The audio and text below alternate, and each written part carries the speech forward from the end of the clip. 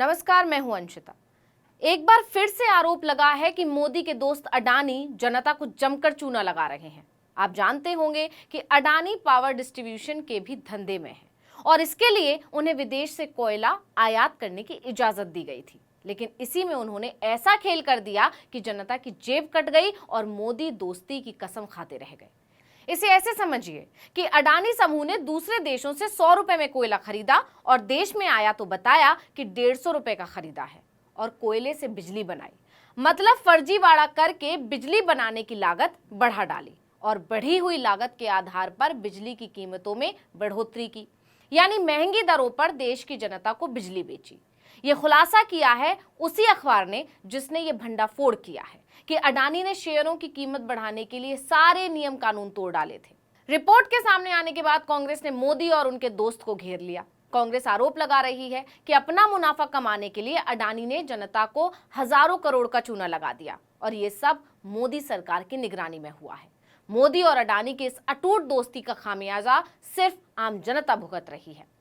Hindenburg ने तो अडानी की घोटालों की पोल खोली ही थी। अब एक और रिपोर्ट में दावा किया गया है कि अडानी देश को भर भर के चूना लगा रहे हैं। अब देश की मीडिया में तो इतनी हिम्मत कहां कि वो मोदी के दोस्त पर उंगली उठा दे, तो ये हिम्मत दिखाई है अंतर्राष्ट्रीय मीडिया ने।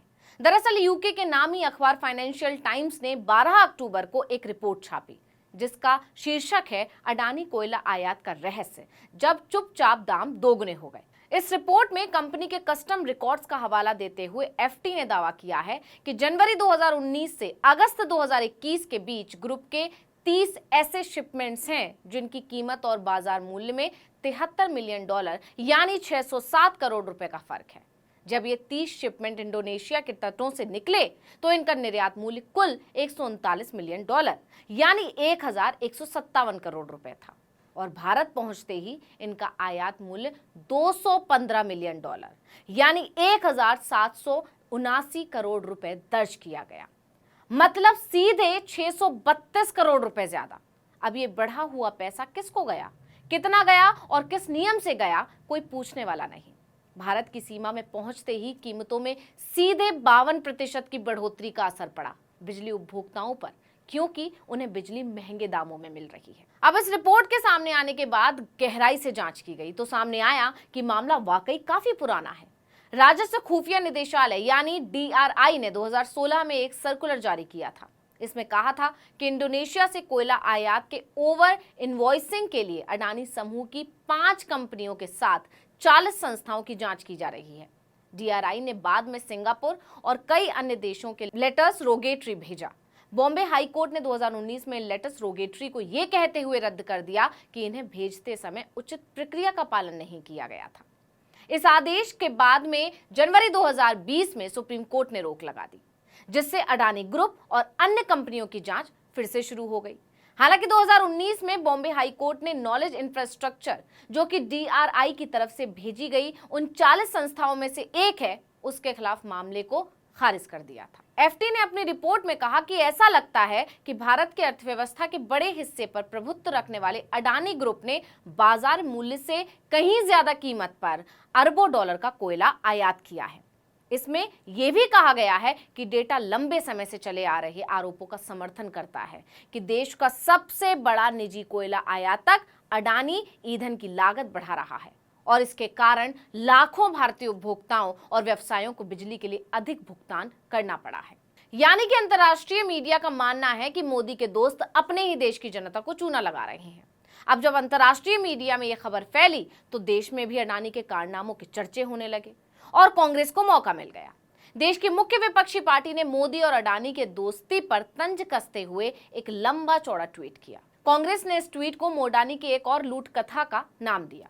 कांग्रेस ने विस्तार के साथ इस पूरे मामले को समझाया। पार्टी ने लिखा कि अडानी समूह ने 2019 से 2021 के बीच इंडोनेशिया से कोयले के 30 शिपमेंट मंगवाए। इंडोनेशिया में इस कोयले की कीमत 1073 करोड़ रुपए थी, जो गुजरात पोर्ट पर 1570 करोड़ रुपए बताई गई। इस तरह मोदी जी के मित्र अडानी ने कीमत में हेरफेर कर कोयले के सिर्फ 30 शिपमेंट में देश के 533 करोड़ रुपए लूट लिए।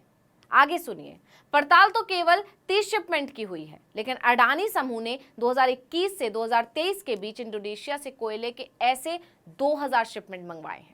अगर मुनाफे का यही औसत रखा जाए तो अडानी ने सिर्फ 2 साल में देश को 12,000 करोड़ रुपए से ज्यादा का चूना लगाया है। मतलब देश का 12,000 करोड़ रुपया फर्जीवाड़ा करके विदेश भेज दिया। दूसरी तरफ बिजली महंगी करके अपनी तिजोरी भरी सो अलग। आपको पता ही है कि देश में बिजली लगातार महंगी होती जा रही है, जिसका बोझ आम इंसान की जेब पर पड़ रहा है। ये पीएम मोदी और अडानी की दोस्ती का ही असर है कि व्यापार कोई भी हो, फायदा सिर्फ अडानी का होता है और नुकसान पूरे देश का। कांग्रेस ने यह भी आरोप लगाया है कि मोदी का दोस्त देश को चूना लगाता जा रहा है और मोदी आराम से बैठकर तमाशा देख रहे हैं। लेकिन अब अडानी के ये कारनामे मोदी सरकार के लिए मुसीबत बनते जा रहे हैं। अभी हाल ही में खनन वाला मामला भी सामने आया था।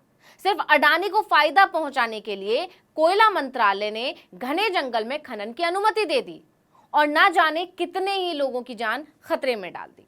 इस पर भी कांग्रेस ने सरकार को खूब खरी खोटी सुनाई थी। ये मामला अभी ठंडा नहीं पड़ा था कि अब एक और घपला सामने आ गया, जिसने अडानी की लूट की फैक्ट्री का खुलासा कर दिया। हालांकि अडानी समूह ने इन आरोपों को भी खारिज कर दिया है। एक बयान में उसने कहा कि रिपोर्ट का मकसद समूह के नाम और प्रतिष्ठा को खराब करना है। इसके लिए पुराने निराधार आरोपों को दोहराया गया है। रिपोर्ट के छपने के समय पर भी सवाल उठाए हैं कि जानबूझकर सुप्रीम कोर्ट की सुनवाई के वक्त रिपोर्ट छापी गई है। इससे पहले हिंडनबर्ग रिपोर्ट को भी अडानी ग्रुप ने भारत पर एक सोचा समझा हमला कहा था।